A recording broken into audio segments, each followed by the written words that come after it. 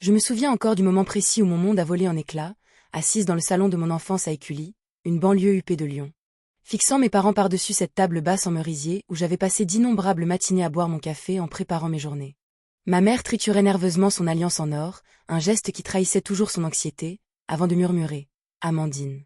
Nous devons parler de ton livret d'épargne. » Mon père évitait soigneusement mon regard, s'agitant sur son vieux fauteuil en cuir tandis qu'il lâchait la bombe.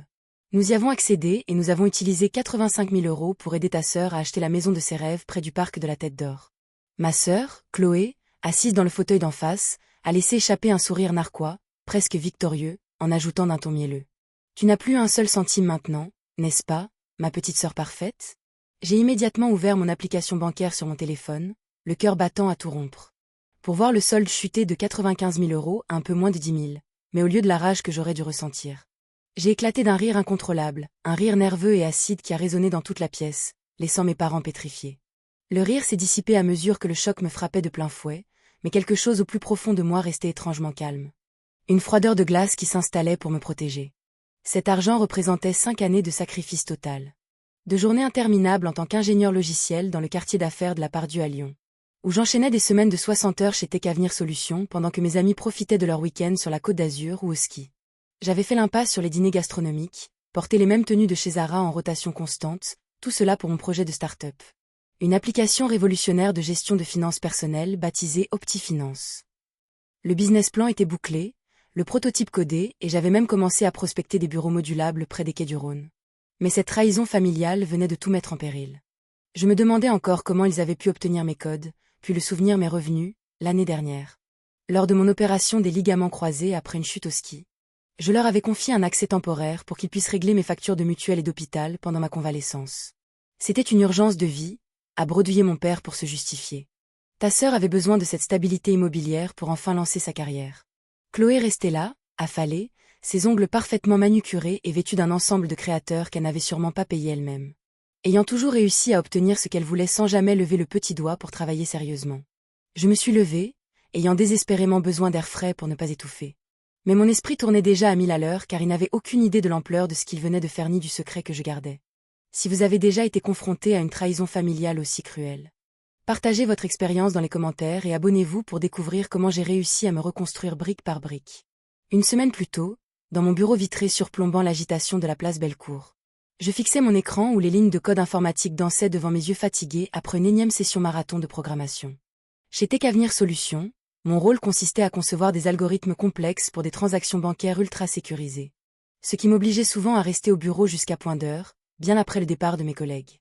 Les semaines de 60 heures étaient devenues ma routine, mais je m'épanouissais dans ce défi intellectuel. Sachant que chaque bug résolu me rapprochait un peu plus de mon propre projet entrepreneurial. Pendant que mes collègues organisaient des after-work dans les bars branchés du Vieux-Lyon ou des escapades en Italie, je restais disciplinée. Me contentant de déjeuners simples achetés à la boulangerie du coin ou de restes de quiche préparés le dimanche soir pour économiser chaque euro. Ma garde-robe était strictement professionnelle et minimaliste, sans aucun signe de luxe. Car chaque centime mis de côté était une goutte d'essence pour le moteur de mon rêve. En 5 ans, j'avais réussi à amasser la somme colossale de 95 000 €. Un exploit rendu possible par une gestion budgétaire rigoureuse et les primes de performance que je recevais régulièrement. Ce fonds n'était pas qu'une simple suite de chiffres sur un écran, c'était ma liberté. Mon ticket de sortie pour lancer OptiFinance. Une application intégrant l'intelligence artificielle pour prédire les habitudes de consommation et proposer des stratégies d'épargne sur mesure. Mes soirées dans mon modeste appartement de vie urbaine étaient dédiées à l'élaboration des interfaces utilisateurs sur mon ordinateur portable et à l'analyse de la concurrence, car je voulais que mon produit soit parfait, avec des alertes de fraude en temps réel et une commande vocale intuitive. J'avais déjà repéré un espace de coworking moderne avec des murs en pierre apparente et une ambiance industrielle qui aurait été parfait pour accueillir ma future équipe de développeurs. Pourtant, ces derniers temps, les tensions au sein de ma famille commençaient à sérieusement entamer ma concentration. Surtout depuis que j'avais remarqué des publications Instagram très agressives de la part de ma sœur. Chloé se mettait en scène dans des boutiques de luxe du Carré d'Or à Lyon, avec des légendes du genre. Quand votre propre sœur cache son succès et refuse d'aider ceux qui l'ont vu grandir, vive l'égoïsme familial. Une autre vidéo la montrait en train de pleurer sur TikTok. Se plaignant des membres de sa famille qui préféraient accumuler des chiffres sur un compte bancaire plutôt que de soutenir les rêves artistiques d'eux. Leurs proches, le tout parsemé d'émojis de cœur brisé. Les commentaires sous ses posts étaient incendiaires. Ses amis virtuels prenant son parti sans rien connaître de la réalité et me traitant indirectement de rat de bibliothèque sans cœur. À 32 ans, Chloé avait toujours vécu dans l'instabilité la plus totale. Jonglant entre des contrats de vente éphémères et des espoirs illusoires de devenir une influenceuse mode de renommée mondiale, alors qu'à 28 ans, j'avais déjà construit une carrière solide. Nos parents l'avaient sauvée de la faillite à maintes reprises. Payant ses loyers impayés dans le 2e arrondissement après l'échec de son agence de casting ou remboursant ses découvertes bancaires suite à des voyages impulsifs à Ibiza. J'avais fini par me confier à Camille, ma collègue la plus proche, lors d'un déjeuner rapide au parc de la Pardieu. Camille avait parcouru les publications de Chloé sur mon téléphone, les sourcils froncés, avant de me dire « Amandine. Ça sent la rancœur à plein nez, elle essaie de te faire passer pour le monstre de l'histoire juste parce que tu es responsable et prévoyante. Souviens-toi qu'elle ne t'a jamais rendu les 2000 € que tu lui avais prêtés pour sa caution l'année dernière. Tu devrais le protéger, crée un compte d'épargne factice, un compte leurre. Et transfère une somme importante dessus pour faire croire que c'est ton solde réel. Mais garde tes véritables économies bien à l'abri sur un compte dont ils ignorent l'existence. » Cette suggestion avait résonné en moi comme une évidence et l'après-midi même, caché derrière le brouhaha des claviers du bureau. J'avais ouvert une nouvelle assurance vie et un compte à terme dans une autre banque. J'y avais transféré 85 000 €, ne laissant sur le compte accessible par mes parents que ce qui ressemblait à la totalité de mes économies. Soit environ 95 000 € à l'époque. J'avais fait en sorte que toutes les notifications bancaires soient désactivées pour ce nouveau compte et que l'interface de l'ancien reste identique à ce qu'ils avaient l'habitude de voir. En validant ces transferts, j'avais ressenti un pincement au cœur, une sorte de deuil anticipé de la confiance familiale. Mais les messages de Chloé étaient un signal d'alarme que je ne pouvais plus ignorer. Plus tard dans la soirée, sous une pluie fine et glaciale typique des hivers lyonnais, je marchais dans les rues sombres d'Écully. Mon trench coat serré contre moi, tentant de traiter mentalement la confrontation qui venait d'avoir lieu. Mon téléphone a soudainement vibré dans ma poche, affichant une notification que j'avais manquée dans le chaos de la soirée. C'était une alerte de l'application de messagerie de mon père qui s'était affichée sur ma tablette restée synchronisée. Poussé par une curiosité teintée d'appréhension, j'ai ouvert la discussion pour découvrir un fil de messages datant de quelques jours entre mon père, Chloé et un contact enregistré sous le nom de Christophe, le petit ami de ma sœur. Le premier message que j'ai lu m'a glacé le sang. Amandine ne se rendra compte de rien si on agit ce week-end, elle est trop occupée par ses codes. Mes mains se sont mises à trembler violemment tandis que je parcourais la suite du plan machiavélique. Chloé avait écrit. L'accès que j'ai récupéré via son ordinateur pendant sa convalescence fonctionne toujours. C'est le moment idéal pour verser l'apport pour l'appartement de la rue de Créqui. Mon père avait répondu. C'est risqué mais on est avec toi, Christophe. Tu es certain que la plus-value sera rapide avec cette rénovation? Le fameux Christophe, que j'avais croisé 2 fois et qui se présentait comme un rapporteur d'affaires en immobilier aux dents longues, avait assuré. Absolument, ce bien dans le 6e arrondissement est une pépite, on l'achète. On rafraîchit la déco et on le revend dans 3 mois avec 30% de marge. L'argent de la petite sœur va nous servir de levier financier gratuit. Il discutait ensuite en détail de la manière de me manipuler, de jouer sur la corde sensible de la solidarité familiale et de la certitude que je finirais par pardonner car j'avais toujours eu bon cœur. Cette trahison n'était pas un simple coup de tête pour aider une fille égarée. C'était un complot financier froid et calculé impliquant un étranger pour piller mon travail acharné. Trempé jusqu'aux os, je suis monté dans ma voiture et j'ai conduit frénétiquement jusqu'à l'adresse de Chloé. Un immeuble de standing près des berges du Rhône. Quand j'ai sonné, elle a ouvert la porte d'un air décontracté, comme si de rien n'était, m'invitant à entrer dans son appartement qui puait le luxe ostentatoire avec ses vases en cristal et ses tableaux abstraits hors de prix. On doit parler de l'argent, ai-je lancé sans préambule, et son visage s'est durci instantanément, retrouvant ce masque de mépris que je connaissais depuis l'enfance. Quoi encore? On t'a déjà dit que c'était pour mon avenir, arrête de faire ta crise de jalousie, a-t-elle répliqué. Je lui ai montré les captures d'écran de la discussion de mon père et la preuve du virement vers la société immobilière de son petit ami. Vous avez tout planifié. C'est une spéculation immobilière déguisée en aide familiale, les preuves sont là. Elle a perdu ses couleurs pendant une seconde, mais Christophe est sorti de la cuisine, une serviette sur l'épaule, affichant un calme insolent. Écoute Amandine, le marché lyonnais est en pleine explosion, on achète bas, on revend haut et tout le monde sera remboursé avec un bonus. C'est du business, pas du vol. J'ai ri amèrement devant leur cynisme, c'est mon argent, mon capital pour ma propre entreprise. Et vous l'utilisez comme si c'était un casino gratuit. Chloé s'est mise à hurler que j'étais une égoïste, une martyre de l'informatique qui préférait ses codes à sa propre sœur. Et qu'il était temps que je partage enfin les fruits de ma chance. Je suis partie sans un mot de plus. Mais j'avais déjà noté l'adresse précise du bien qu'ils venaient d'acheter et le nom du notaire sur les documents qui traînaient sur leur table basse. Le lendemain, de retour à mon poste à la Pardieu, je n'arrivais plus à me concentrer sur mes revues de code. L'image de mes parents complotant contre moi tournant en boucle dans mon esprit. J'ai utilisé les outils de recherche du cadastre et des registres immobiliers pour vérifier les informations et j'ai découvert que l'appartement de la rue de Créqui avait effectivement été acheté au nom d'une SCI créée par Chloé et Christophe il y a moins d'une semaine. Pis encore, j'ai découvert qu'une nouvelle annonce de mise en vente pour ce même appartement venait de paraître sur un site spécialisé, avec un prix largement surévalué. J'ai appelé l'agence immobilière en charge de la vente en prenant ma voix la plus professionnelle, me faisant passer pour une investisseuse potentielle.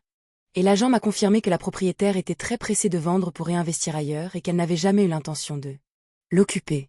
Chloé avait menti sur toute la ligne, utilisant la détresse émotionnelle de mes parents pour justifier le vol de mes économies sous prétexte de chercher une stabilité. Ce soir-là, je suis retournée à Écully, le cœur lourd mais la volonté d'acier, pour trouver mes parents dans la cuisine, l'air abattu. Je sais tout pour la revente immédiate de l'appartement et pour Christophe, ai-je déclaré en posant les documents sur la table. Mon père s'est effondré en larmes, avouant que la situation était bien pire que je ne l'imaginais.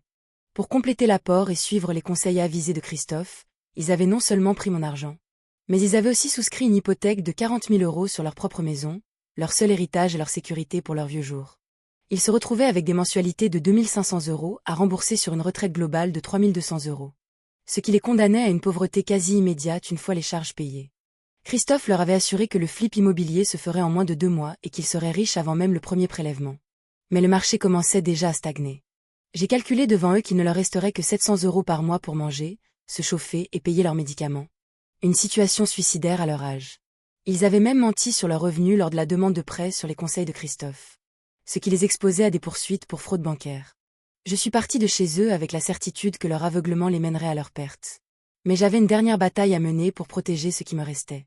2 jours plus tard, alors que je dînais seule dans mon appartement, une notification prioritaire de mon système de sécurité bancaire a surgi sur mon téléphone.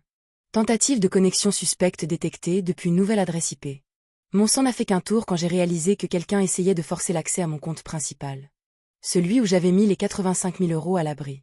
Grâce à l'authentification à 2 facteurs que j'avais activée, la tentative avait échoué. Mais l'adresse IP pointait directement vers le quartier où résidait Chloé. J'ai immédiatement appelé Camille, qui était une experte en cybersécurité. Et elle m'a rejointe en 20 minutes avec son matériel pour analyser l'attaque. Nous avons découvert que Christophe avait tenté d'utiliser des logiciels de brute force pour deviner mon mot de passe en utilisant des informations personnelles comme ma date de naissance ou le nom de mon premier chat. Camille a réussi à tracer les paquets de données et a confirmé que l'attaque provenait bien de l'ordinateur personnel de Christophe, prouvant une intention de vol pure et simple bien au-delà de la solidarité familiale. Nous avons passé la nuit à compiler un dossier numérique inattaquable, incluant les logs de connexion, les captures d'écran des tentatives échouées et les métadonnées géolocalisées. À minuit, nous avions un fichier PDF crypté prêt à être remis aux autorités compétentes. Le lendemain matin, j'ai pris rendez-vous avec Maître Lefebvre, un avocat réputé du centre de Lyon, spécialisé dans les crimes financiers et les litiges familiaux. Dans son bureau boisé qui sentait le vieux papier et le prestige, je lui ai exposé toute l'affaire. Des virements non autorisés aux tentatives de piratage. Maître Lefebvre a examiné les preuves avec un intérêt croissant, hochant la tête devant la précision de notre dossier. Mademoiselle, nous sommes ici face à un abus de confiance aggravé. Un détournement de fonds et une tentative d'intrusion dans un système de traitement automatisé de données. C'est du pénal, mais nous allons d'abord frapper fort au civil pour récupérer vos fonds et protéger vos parents de leur propre folie. Je suis sortie de son cabinet avec un sentiment de puissance nouvelle, sachant que la justice allait enfin entrer en scène. Cependant, le destin a frappé plus vite que les tribunaux le samedi suivant, lorsque ma mère m'a appelé en hurlant. Mon père s'était écroulé dans la cuisine d'Écully, le visage tordu et incapable de parler. J'ai tout lâché pour foncer à l'hôpital neurologique de Lyon-Bron où les médecins ont diagnostiqué un AVC ischémique massif, provoqué par une hypertension chronique aggravée par un stress émotionnel extrême. Alors que j'attendais dans le couloir stérile, Chloé et Christophe ont débarqué.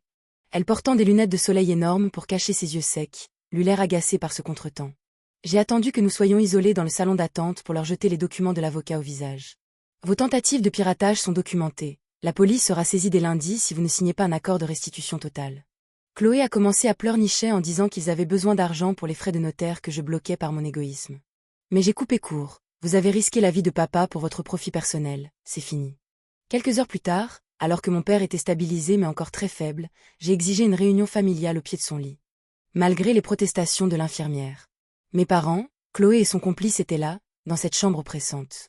J'ai sorti mon téléphone et j'ai montré l'écran à tout le monde, affichant mon vrai solde de 400 000 €.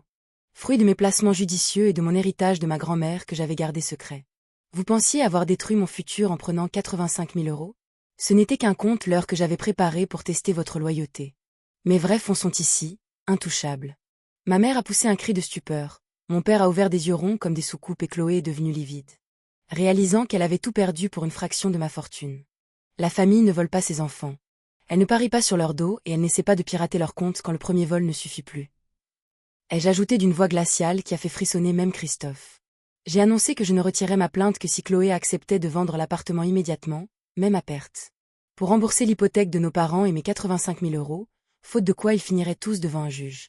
Chloé a tenté de s'insurger, criant que c'était injuste, mais j'ai quitté la chambre sans lui accorder un regard. Laissant le silence de l'hôpital peser sur leur conscience. Les mois qui ont suivi ont été un long calvaire judiciaire pour eux. Maître Lefebvre a été impitoyable, lançant des procédures de saisie conservatoire sur les biens de la SCI de Chloé et Christophe. Le procès au tribunal de grande instance de Lyon a été un désastre pour ma sœur. La juge Valérie a fustigé leur comportement prédateur et a ordonné la restitution immédiate des sommes avec 50 000 € de dommages et intérêts pour préjudice moral. Mais la réalité économique les a frappés encore plus durement car le marché immobilier s'est soudainement retourné avec la montée des taux d'intérêt. Et l'appartement de la rue de Créqui ne trouvait plus preneur. Ils ont été obligés de le vendre aux enchères judiciaires pour une bouchée de pain, ce qui n'a même pas suffi à couvrir leurs dettes. Chloé et Christophe ont dû déclarer une faillite personnelle. Leurs comptes ont été gelés pour les 10 prochaines années et leur nom figure désormais au fichier des incidents de remboursement des crédits. Mes parents, quant à eux, n'ont pas pu faire face aux mensualités de l'hypothèque et leur maison d'Écully a été saisie et vendue par la banque pour éponger leurs dettes. Frauduleuses. Ils ont fini dans un petit appartement de location sociale dans une banlieue moins prestigieuse. Vivant de leur seule retraite de base car toutes leurs économies avaient été englouties dans les frais d'avocat et de justice. Mon père ne s'est jamais vraiment remis de son AVC, gardant des séquelles motrices qui lui rappellent chaque jour le prix de sa trahison. De mon côté, un an après le lancement officiel, OptiFinance est devenue la start-up la plus en vue de l'écosystème lyonnais. Avec plus de 50 000 utilisateurs actifs et une première levée de fonds de plusieurs millions d'euros. Camille est aujourd'hui ma directrice technique et nous occupons de superbes bureaux avec vue sur les Alpes. J'ai coupé tout lien avec ma famille, changeant de numéro et bloquant toutes leurs tentatives de contact. Car j'ai compris que le sang ne justifie pas l'abus. Chloé survit aujourd'hui grâce à des petits boulots précaires, ayant perdu toute sa superbe et ses amis de façade. Tandis que Christophe a disparu dans la nature dès que les problèmes financiers sont devenus ingérables. Parfois, le soir, en contemplant les lumières de Lyon depuis ma terrasse, je ressens une pointe de tristesse pour ce que nous aurions pu être. Mais cette émotion est vite balayée par la fierté d'avoir su protéger mon intégrité. Ma réussite est ma meilleure revanche et le silence de ma nouvelle vie est le plus beau des luxes que j'ai pu m'offrir. Ils ont fait leur choix, et j'ai fait le mien, celui de la vérité et de la justice. Sans jamais regarder en arrière car le futur m'appartient désormais tout entier.